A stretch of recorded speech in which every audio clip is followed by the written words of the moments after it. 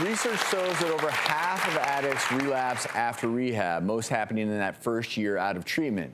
Well, now there's a new tool to prepare them for the pressures and temptations of the outside world, and Ken Celia is here to tell us more about it. The virtual reality that Dr. Phil and Jay McGraw have created to help people when they get out of treatment is incredible.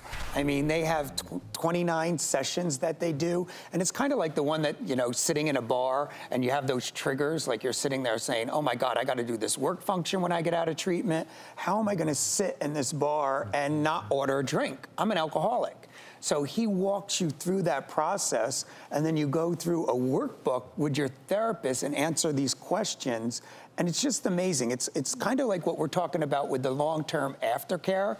They're ahead of the curve where they're already thinking of that. So it's a whole plan of preparedness to get you ready for all those potential scenarios that you may be confronted with that may be difficult to deal with. And this is available in the treatment center then while they're going through the process and the recovery and they're doing these sessions? Yes, with their therapist there. So how does this work?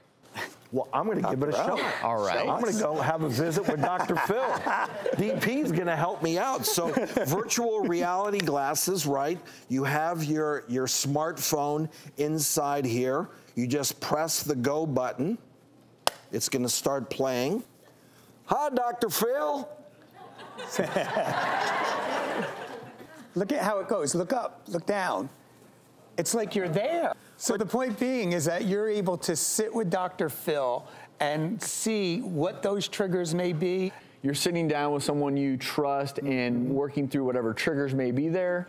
Well, like you were saying, the success is so low, so we got to prepare them for when they leave treatment. And that's what this path to recovery is all about. Let's prepare them for what it's going to be like when they go out in the real world and they're out of that bubble. It conditions you. If you've had that experience over and over, then when you're in that environment, you can recall what it was like to have Dr. Phil by your side, and that might help you make different choices. So to condition the right response. Exactly. That's the goal. Look, I think that we need all the tools in the arsenal that we can possibly have.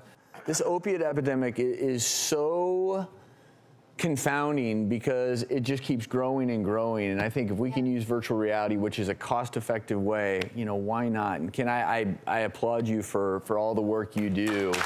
Keep it up. And if you want more information about Dr. Phil's path to recovery, go to the website, drphil.rehab.